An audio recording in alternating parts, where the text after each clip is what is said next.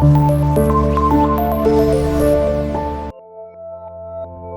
a picture, take a video. This area, yes. The scientific name is Debromacacao. It means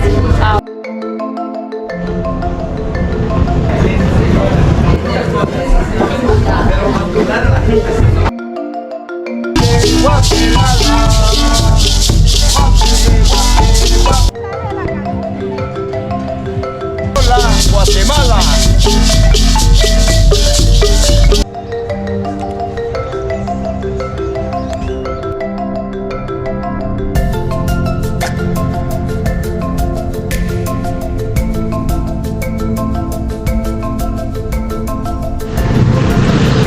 Guatemala நாட்டில் உள்ள அதித்லான் ஏரிக்கு சென்று கொண்டிருக்கின்றேன்.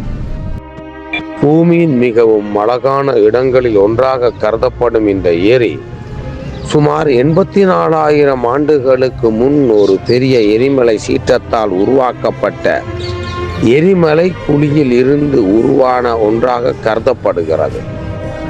இதன் விஸ்தீரணம் சுமார் 130 சதுர கிலோமீட்டர்களாக இருக்கிறது. மத்திய அமெரிக்காவிலேயே மிக ஆழமான ஏரியாக கருதப்படும் இது சுமார் 340 மீட்டர் ஆழம் வரை விரிந்து செல்கிறது. சுற்றிலும் கம்பீரமாக நிற்கும் எரிமலைகளும் பழங்குடி மாயா கிராமங்களும் இந்த ஏரியின் அழகை மேலும் அதிகப்படுத்தி விடுகின்றன.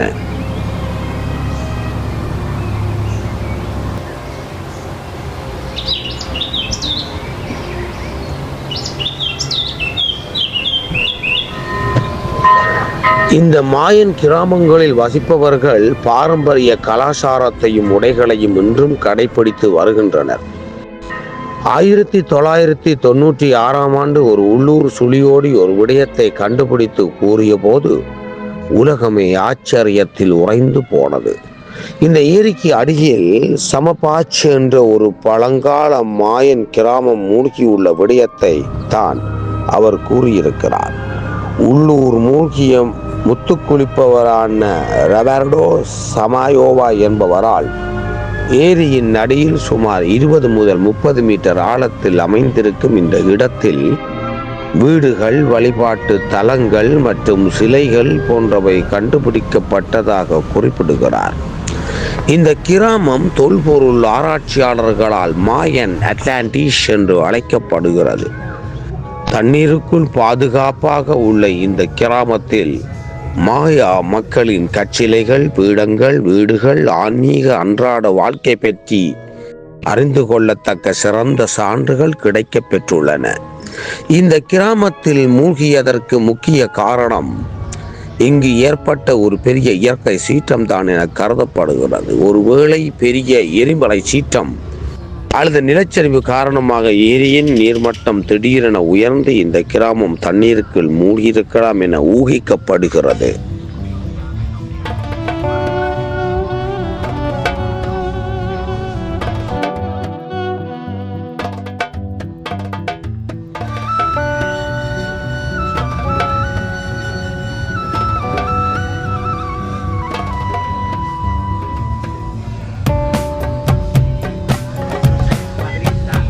அதித்லான் ஏரியை சுற்றியுள்ள மாயன் சமூகத்தினர் காக்கீகள் மற்றும் சூத்துகில் என்ற 2 முக்கிய பிரிவுகளை சேர்ந்தவர்கள். அவர்களின் வாழ்க்கை பெரும்பாலும் விவசாயம், கைவினை பொருட்கள் தயாரிப்பு மற்றும் சுற்றுலாவை சார்ந்திருக்கிறது. உணவை பொறுத்தவரை சோளம், பீன்ஸ், காய்கறிகள் மற்றும் உள்ளூர் பழங்கள் ஆகியவை இவர்களின் அன்றாட உணவின் முக்கியமானவை.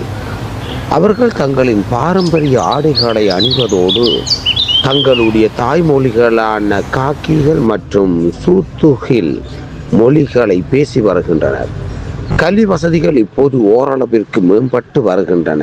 இருப்பினும் பல பாரம்பரிய குடும்பங்கள் தங்கள் பிள்ளைகளுக்கு கலாச்சார கல்வியையும் வீட்டு பொறுப்புகளையும் கற்றுக் கொடுக்கிறார்கள். பண்பாட்டை பொறுத்தவரை அவர்களின் சடங்குகளும் கொண்டாட்டங்களும் மாயன் பாரம்பரியத்தை அடிப்படையாக கொண்டிருக்கின்றன. மேக்சிமோன் போன்ற தனித்துவமான வழிபாட்டு முறைகளும் அவர்களிடத்தில் இருக்கின்றன. அடுத்த காணொளியில் மேக்சிமோன் பற்றி நான் உங்களுக்கு நிச்சயமாக வெளிப்படுத்துவேன்.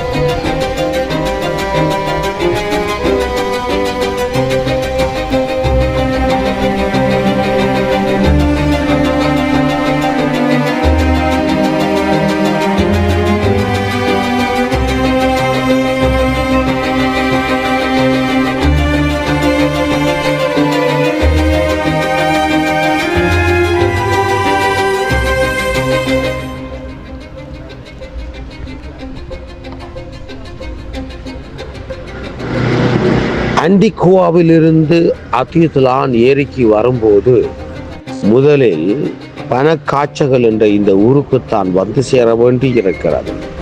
இதுதான் இந்த ஏரிக்கு நுழையும் முக்கியமான வாயிலாக இருக்கிறது. இங்கிருந்து படகில் ஏறி ஏரியை சுற்றியுள்ள பல்வேறு கிராமங்களுக்கு செல்ல முடிகிறது. இந்த ஊர் அதன் கலகலப்பான கலாச்சாரம், உள்ளூர் சந்தைகளுக்கு பெயர் பெற்றது. இங்கு வாழும் சூத்துகில் மாயன் சமூகத்தினர் தங்கள் பாரம்பரிய கைவினை பொருட்கள் மற்றும் நெசவு தொழில்களில் சிறந்து விளங்குகிறார்கள். மத்திய அமெரிக்காவின் அழகிய நாடான குவாத்தமாலாவில் உலகின் மிக அழகான ஏரிகளில் ஒன்றாக கருதப்படும் அடிலான் ஏரிக்கரை அமைந்துள்ள சிறிய ஊர்தான் பனாஜாசல். இந்த இடத்தை உள்ளூர் மக்கள் பனா என்று அழைக்கிறார்கள். மலைகளாலும் எரிமலைகளாலும் பளபளக்கும் ஏரியாலும் சூழப்பட்ட இந்த நகரம் இயற்கை அழகும் மாயன் கலாச்சாரமும் ஒன்றாக கலந்த ஒரு அற்புதமான இடமாகும். பனாஜாசலின் மிகப்பெரிய சிறப்பு லேக் அட்லாண்டின் கரையில் இருந்து தெரியும் 3 பிரம்மாண்டமான எரிமலைகள். சன் பெர்னார்டோ, சொலிமன் மற்றும் அட்லான் காலை சூரிய உதயத்திலும் மாலை சூரிய அஸ்தமனத்திலும் இந்த காட்சி பார்ப்பவர்களை மெய்சிலிருக்க வைத்து விடுகின்றன. இங்குள்ள மக்களில் பெரும்பாலோர் மாயன் இனத்தை சேர்ந்தவர்கள். இவர்கள் இன்னும் பாரம்பரிய உடைகளை அணிந்து தலைமுறையாக வந்த கைவினை கலையை பாதுகாத்து வருகின்றார்கள். அதனால் பனாஜாசல் உயிருடன் வாழும் ஒரு பாரம்பரிய கலாச்சார அருங்காட்சியகமாகவும் விளங்குகிறது.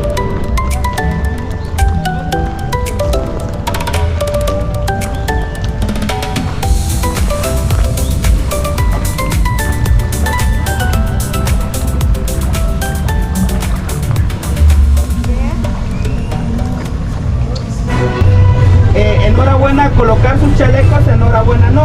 Igual si vuelca la lancha nos rescata.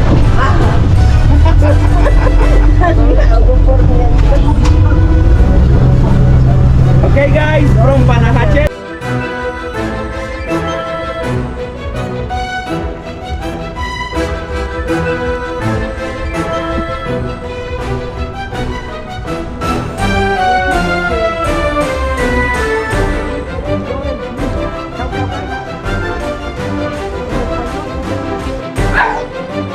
இங்கிருந்து பல சிறிய படகுகள் ஏரியை சுற்றியுள்ள கிராமங்களுக்கு தினமும் செல்கிறது. உள்ளூர் மக்கள் வேலைக்கு செல்வதற்கும், மாணவர்கள் பாடசாலை செல்வதற்கும், பயணிகள் கிராமங்களை பார்வையிடுவதற்கும் இந்த படகுகளையே அதிகம் பயன்படுத்துகிறார்கள். படகுகள் மெதுவாக கரையை விட்டு நகரத் தொடங்குகிறது. சில நிமிடங்களிலேயே பனாஜாசல் நகரம் பின்னால் மறைந்து நம்மை சுற்றி இயற்கையின் அழகு மட்டும் தெரிகிறது. இந்த ஏரி உலகில் மிகவும் அழகான ஏரிகளில் ஒன்றாக புகழ் பெற்றது. இந்த ஏரியை சுற்றி 3 பிரம்மாண்டமான எரிமலைகள் உயர்ந்து நிற்கின்றன. பசுமையான மலைகள், நீல நிற நீர், குளிர்ந்த காற்று இவை அனைத்தும் சேர்ந்து மனதை அமைதியாக மாற்றும் ஒரு சூழலை உருவாக்கி விடுகின்றன. படகு வேகமாக செல்லும் போது நீரில் எழும் மலைகளும் முகத்தில் மோதும் குளிர்ந்த காற்றும் இந்த பயணத்தை இன்னும் இனிமையாக்கி விடுகின்றன. இந்த ஏரியை சுற்றி பல பாரம்பரிய மாயன் கிராமத்தவர்கள் காணப்படுகின்றார்கள். ஒவ்வொரு கிராமத்திற்கும் தனித்தனி கலாச்சாரம், பாரம்பரியம் மற்றும் வாழ்க்கை முறை என்பன காணப்படுகின்றன. இந்த ஏரி கடல் மட்டத்தில் இருந்து சுமார் 1560 மீட்டர் உயரத்தில் அமைந்துள்ளது. பல 1000 ஆண்டுகளுக்கு முன்பு ஏற்பட்ட மிகப்பெரிய எரிமலை வெடிப்பால் உருவான ஒரு கல்டேரா ஏரிதான் இதுவாகும். Te cobran 50 quetzales, te incluye y te demoras como 30 minutos subiendo y 20 bajando. Total 50 minutos. ¿Y estos fuegos son por primera vez? ¿Cuál? No. Hoy es 29 de septiembre, fiesta San Miguel Arcángel. Ajá. Muy bien familia, hemos llegado al bello pueblo de San Juan La Laguna.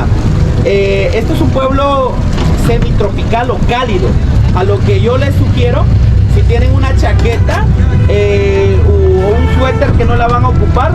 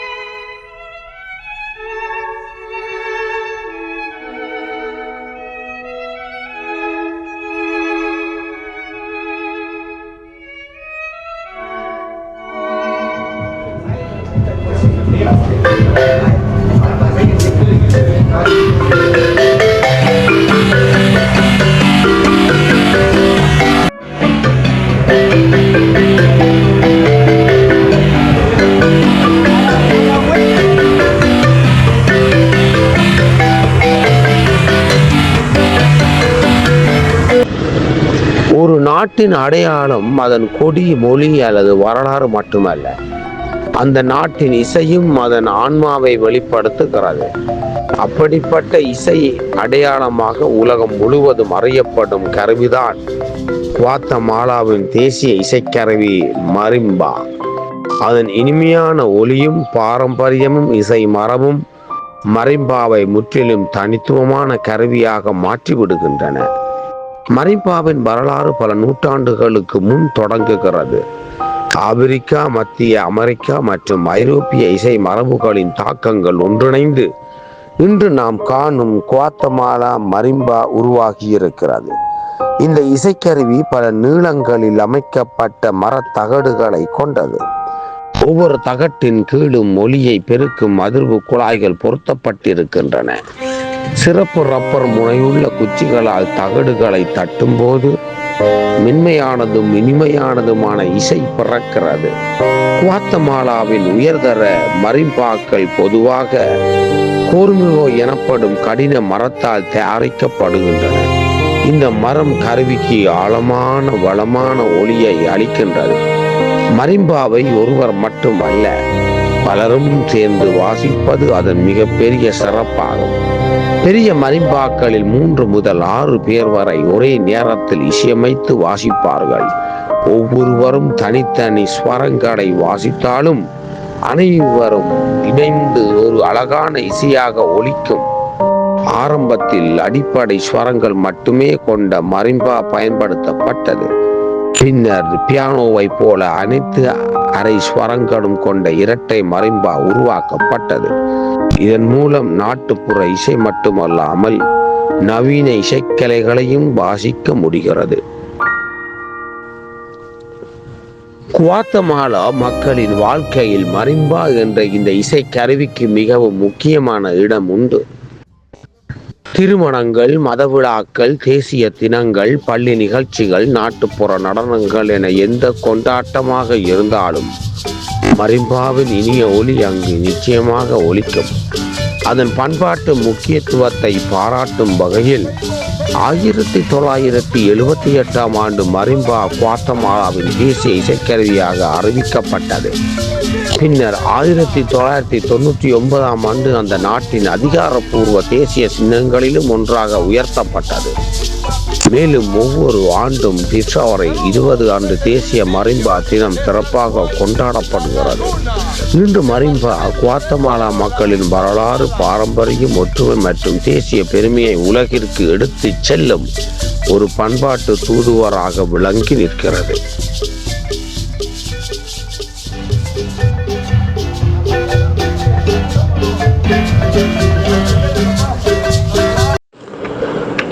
இப்போது நான் வந்திருப்பது ஒரு சிறப்பு வாய்ந்த இடம். இங்கே தேனீக்கள் வளர்க்கப்பட்டு இயற்கையான தேன் தயாரிக்கப்பட்டு நேரடியாக விற்பனை செய்யப்படுகிறது. இந்த இடம் இயற்கையின் அற்புதமான உழைப்பையும் மனிதர்களின் பொறுமையையும் அறிவையும் ஒன்றாக காணும் ஒரு அழகான அனுபவமாகும். உள்ளே நுழைந்தவுடன் முதலில் கவனத்தை ஈர்ப்பது தேனீக்களின் சுறுசுறுப்பான இயக்கம்தான். சிறிய தேனீக்கள் மலர்களில் இருந்து தேன் துளிகளை சேகரித்து அதை கூட்டில் கொண்டு வந்து மெதுவாக தேனாக மாற்றும் அதிசய செயல்முறையை உண்மையிலேயே ஆச்சரியம் அளிக்கிறது. தேநீர் வளர்ப்பு என்பது மிகவும் கவனமாக செய்ய வேண்டிய வேலை. முதலில் தேனீக்களுக்கு பாதுகாப்பான கூடுகள் அமைக்கப்படுகின்றன. பின்னர் அவை மலர்கள் நிறைந்த பகுதிகளில் வைத்து பராமரிக்கப்படுகின்றன. தேனீக்கள் சேகரிக்கும் நெக்டார் கூட்டில் உள்ள இயற்கை செயல்முறைகளால் தேனாக அது மாறுகிறது. தேன் எடுக்கும் நேரம் வந்ததும் கூண்டுகளில் இருந்து தேன் அடங்கிய சட்டங்கள் கவனமாக எடுக்கப்படுகின்றன. அதன் பிறகு மெழுகு பகுதியாக பிடிக்கப்பட்டு தேன் வடிகட்டி சுத்தப்படுத்தப்படுகிறது. எந்த ரசாயனமும் சேர்க்காமல் இயற்கையான முறையில் தயாரிக்கப்படும் தேன் தான் இங்கே அதிக மதிப்பை பெற்றுவிடுகிறது. இந்த இடத்தில் தேன் தயாரிப்பு மட்டுமல்ல, அதன் தரமும் மிக முக்கியமாக பார்க்கப்படுகிறது. நிறம், மனம், அடர்த்தி, சுவை ஆகிய அனைத்தும் பரிசோதிக்கப்பட்ட பிறகே விற்பனைக்கு அவை அனுப்பப்படுகின்றன. இங்கே வரும் வாடிக்கையாளர்கள் தேனை நேரடியாக சுவைத்து பார்க்கலாம். சிறிய கரண்டியில் எடுத்து சுவைக்கும் அந்த இயற்கை இனிப்பு செயற்கை சர்க்கரையை விட முற்றிலும் வேறுபட்ட அனுபவத்தை தருகிறது.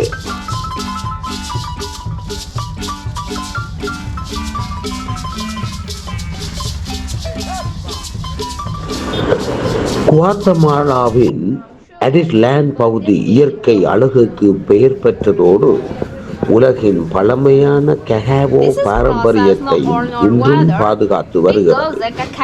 ஆயிரக்கணக்கான ஆண்டுகளுக்கு முன்பே மாயன் நாகரிக மக்கள் ககாவோவை ஒரு சாதாரண உணவாக அல்ல, புனிதமான பரிசாக கருதியிருக்கிறார்கள். அவர்களின் மத சடங்குகள், அரச விருந்துகள் மற்றும் சிறப்பு நிகழ்வுகளின் ககாவோ பானம் முக்கிய இடத்தை பெற்றிருக்கிறது. அக்காலத்தில் ககாவோ விதைகள் பணத்திற்கு இணையாகவும் பயன்படுத்தப்பட்டதாகவும் வரலாறுகள் குறிப்பிடுகின்றன. ககாவோ தயாரிப்பு மரத்தில் இருந்தே தொடங்குகிறது. பழுத்த ககாவோ காய்கள் மரத்தில் இருந்து பறிக்கப்பட்டு அவற்றை உடைத்து உள்ளே இருக்கும் வெள்ளை நிற சதை பகுதியுடன் கூடிய விதைகள் எடுக்கப்படுகின்றன. இந்த விதைகள் முதலில் சில நாட்கள் நொதிக்க விடப்படுகின்றன. இந்த செயல்முறையே ககாவோவின் தனித்துவமான மணத்தையும் சுவையையும் உருவாக்குகிறது. அதன் பின் விதைகள் வெயிலில் நன்கு உலர்த்தப்பட்டு பின்னர் மெதுவாக வறுக்கப்படுகின்றன. வறுத்த பிறகு அதன் மேல் தோல் நீக்கப்பட்டு உள்ளிருக்கும் ககாவோ துண்டுகள் அரைக்கப்படுகின்றன. அரைக்கும் போது இயற்கையாகவே வெளியேறும் ககாவோ வெண்ணெய் விதைகளை மென்மையான ககாவோ பேஸ்டாக மாற்றிவிடுகிறது. இதுவே சாக்லேட் தயாரிப்பின் அடிப்படை மூலப்பொருளாகும். பாரம்பரிய மாயன் முறையில் இந்த ககாவோ பேஸ்டுடன் தண்ணீர், இலவங்கப்பட்டை, மிளகாய் அல்லது தேன் போன்ற இயற்கை பொருட்கள் சேர்த்து நுரையுடன் கூடிய ஒரு சுவையான ககாவோ பானம் தயாரிக்கப்பட்டு விடுகிறது. இந்த பயணத்தின் முடிவில் அடிஸ்லேண்ட் ஏரியை விட்டு திரும்பும் நேரம் வந்துவிட்டது. ஆனால் இங்கிருந்து எடுத்து செல்வது புகைப்படங்களை மட்டுமல்ல, வாழ்நாள் முழுவதும் மனதில் நிற்கும் நினைவுகளையும் கூடத்தான். அமைதியாக விரிந்து கிடக்கும் இந்த ஏரி, அதை சுற்றி வானத்தை தொடும் எரிமலைகள், ஒவ்வொரு காலையிலும் தனித்துளிகளை போர்த்தி கொள்ளும் மலைகள், இவை அனைத்தும் இயற்கை இன்னும் தனது அழகை பாதுகாத்து வைத்திருப்பதை நன்கு உணர்த்தி விடுகின்றன. ஆனால் இந்த இடத்தின் உண்மையான அழகு இயற்கையில் மட்டுமல்ல, இங்கு வாழும் மக்களின் எளிமையான வாழ்க்கை, அவர்களின் அன்பான புன்னகை, பல தலைமுறைகளாக பாதுகாத்து வரும் மாயன் கலாச்சாரம், கைவினை கலை, பாரம்பரிய உணவுகள், இவை அனைத்தும் அடிஸ்லேண்டை ஒரு உயிரோட்டமுள்ள கலாச்சாரமாக, உலகமாக மாற்றி விடுகின்றன.